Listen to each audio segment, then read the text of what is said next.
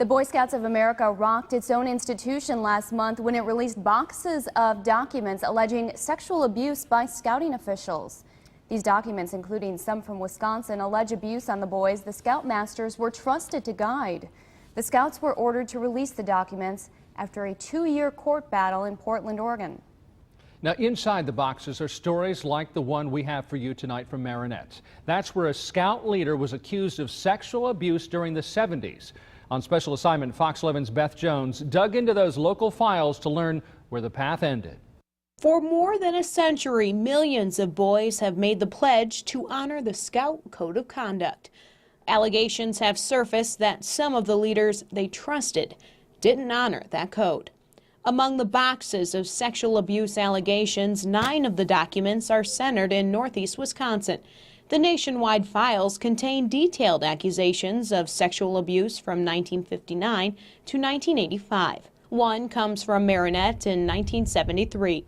And turns out the man's stop in our area only scratches the surface of a long history of alleged abuse. Documents show the scout leader in this particular file managed to manipulate the system by changing his name. In some cases, he changed his first name. In others, he changed the spelling of his last name. We are only reporting his first name, Paul, since he was never officially charged in these cases. When someone goes to that kind of length to gain access to children, to deceive others in order to continue their offending behavior, that would be predatory in nature. Psychologist Frank Cummings says this man's story is disturbing. Cummings is also the vice president of strategic planning for the Regional Boy Scouts Council. According to the files, it all started in 1966 when Paul became a scout leader in Pennsylvania. There, he was accused of improper advances toward scouts. In 1971, he registered with another troop in Pennsylvania under the name David. There, he was accused of encouraging a scout to commit an immoral act. How did the scouts handle it? Well, a letter between scout officials says several days after they, a troop committee, started their investigation, David left town. 2 years later, in 1973, that man, calling himself Brian, arrived in Marinette.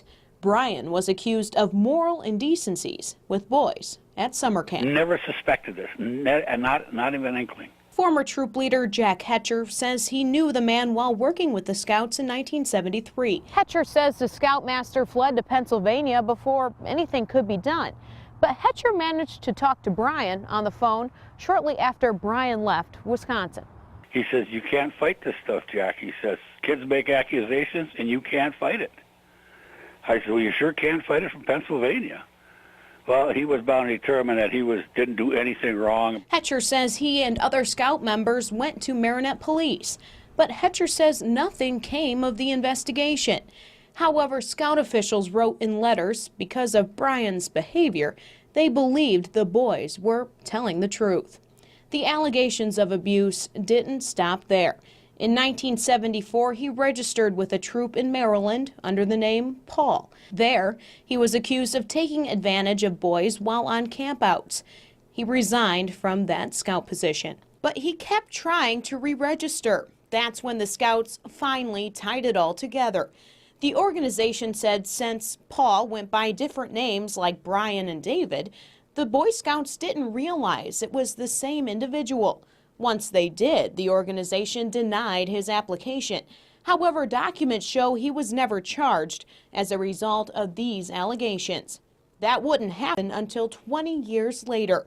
Paul was convicted of sexual assault of a child in New Jersey in 1993. That conviction, however, did not involve the Boy Scouts organization. New Jersey officials say Paul spent 10 years behind bars.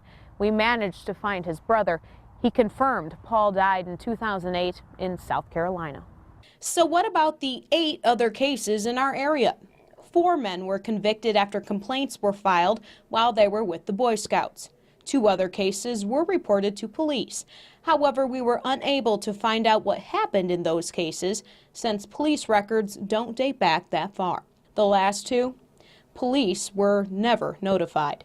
And that wasn't just the case in Wisconsin. Nationwide, according to the Scouts' own count, about a third of the reports never made it into the hands of law enforcement. There's a much deeper recognition how large a problem it is. Former state Supreme Court Justice and Marquette law professor Janine Geske says abuse against children has always been a crime, but she believes there was a lack of understanding and awareness years ago. I think that people did not, the touching of children did not seem as serious, I think, in the 60s and 70s, as we now recognize for two reasons. One, because, in fact, just a touching can have a traumatic effect on a child, but also it's a sign that this offender is probably sexually assaulting other children and may go on to assault others, and so it's not something that can be treated lightly, and I think maybe it was in some cases before. But Bay Lakes Council Scout Executive Mark Logeman says the Scouts learned from their mistakes and revamped their system. Certainly any issue of child abuse is unacceptable, and the fact that in some cases our best efforts didn't prevent that, again, unacceptable. And but again, in the time frame, things are different today, and that's why our programs have evolved. That may be true, but others say it'll never erase the past, such as the abuse allegations against Paul. The police and the Bay Lakes Council were just glad that he had left the area, and that's as far as it went as far as I'm concerned. I told him, I said, you've got to contact Pennsylvania, because no matter where that guy goes, he's going to be involved in scouting and he's going to be involved with boys.